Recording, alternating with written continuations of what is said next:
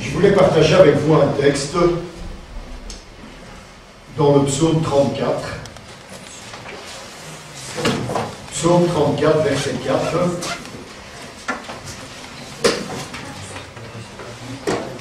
Il y a une expression dans ce texte qui nous montre que Dieu veut qu'on magnifie son nom. Dieu veut qu'on exalte son nom. Dieu veut que l'on rende gloire à son nom. Et il faut prendre conscience que nous devons quelque chose à Dieu. Il est le créateur des cieux et la terre. Et à cause de cela, nous devons prendre conscience que nous lui devons quelque chose, parce qu'il est notre créateur.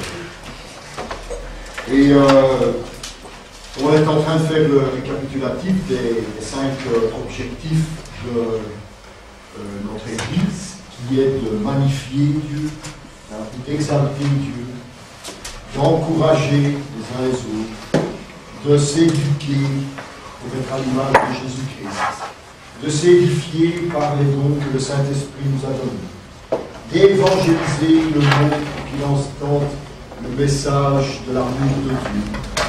Et bien, si on fait ces 5 choses, on fait la volonté de Dieu. Et on a une raison de vivre. On sait pourquoi nous sommes ici sur cette terre. On sait d'où on vient et on sait où on va. Et pourquoi on y va. Et un des aspects, comme je viens de vous le dire, c'est de exalter Dieu. Nous devons le faire. Ça, c'est un des éléments qui doit être très fort dans notre vie, parce que c'est de celui-là que découlent tous les autres. C'est de celui-là que nous pouvons avoir le désir et la volonté d'annoncer une bonne nouvelle à quiconque veut bien l'entendre. Magnifier Dieu nous donne des responsabilités, mais aussi des privilèges. Vous savez, le peuple d'Israël était dans le désert à l'époque, et Dieu leur a donné les 10 commandements. Il les a écrits de son doigt ou de sa main sur la pierre et il l'a gravé dedans. Vous imaginez maintenant, si on devrait faire un film, ce ne serait pas difficile. Après, avec tous les effets spéciaux que l'on fait, on voit Dieu comme ça qui envoie un rayon laser. Ça serait un peu spécial. Hein. Mais on ne sait pas comment ça s'est passé. On ne sait pas s'il a vraiment gratté ou mais en tout cas, il a écrit dedans. Hein. Et c'est important qu'il a écrit ça dans la pierre pour nous dire que les commandements que Dieu nous a donnés sont immuables et éternels. Et c'est vrai, on a ces commandements. Ce sont des commandements encourageants. Hein?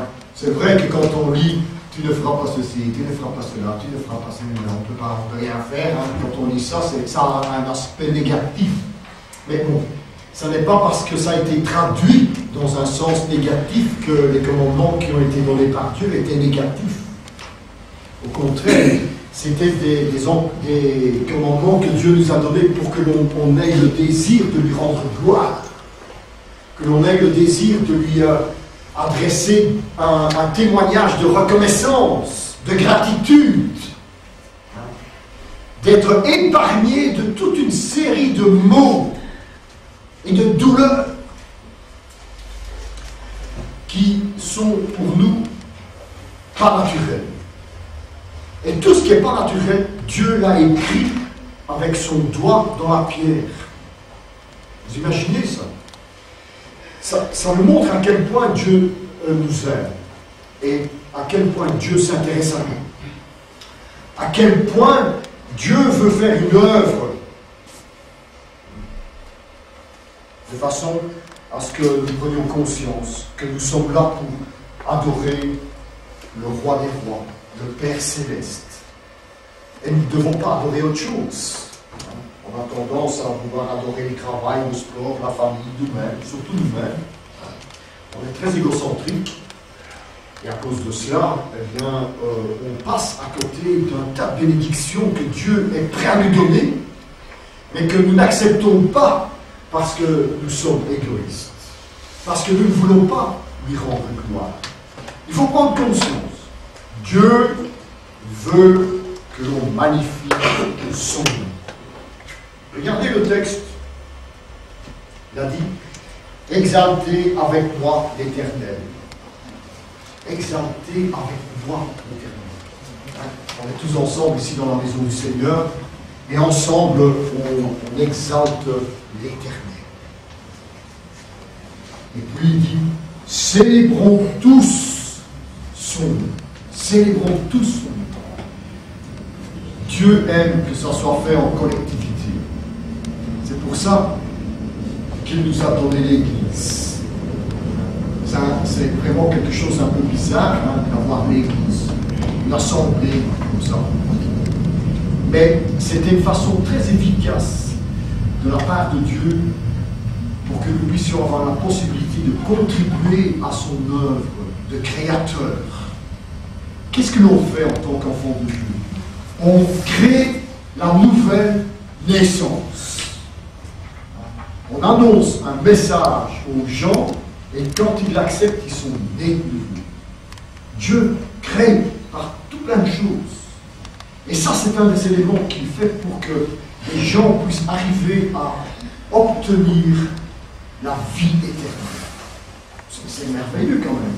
En tant qu'Église et en tant qu'organe de Dieu, nous pouvons apporter du bien-être aux gens qui sont autour d'eux. Oh, c'est bien dommage que l'Église n'a pas rempli ce rôle, qu'il l'a oublié parce qu'il y avait des intérêts et parce que le diable a bien fait son travail dans les églises. Et il continue à le faire. Mais ne nous laissons pas faire. Ne nous laissons pas faire. Rappelez-vous en permanence pourquoi nous sommes ici sur cette terre. Glorifier Dieu. Et il utilise l'Église pour le faire. Hein, on a un dicton en Belgique qui n'est plus très d'actualité avec les séparatistes et tout ça. Mais la Belgique, elle a été construite sur un slogan. L'union fait la force. Et c'est vrai. L'union de notre Église fait la gloire de Dieu. Et ça, c'est quelque chose d'important. Alors, voyons 5 de nos responsabilités en tant qu'adorateurs de Dieu. On loue Dieu parce que ça doit être notre objectif. On loue Dieu parce qu'on veut que la gloire de Dieu soit manifestée à travers notre vie. On le loue et on l'adore, on l'exalte par tous les moyens possibles. Hein? En venant à l'église, c'est une façon de faire. Mais on peut le faire aussi par notre vie, par nos pensées, par nos actes, nos paroles. On peut louer et glorifier Dieu et avoir ça comme objectif. Chaque fois que l'on entreprend quelque chose dans sa vie, est-ce que ça va pouvoir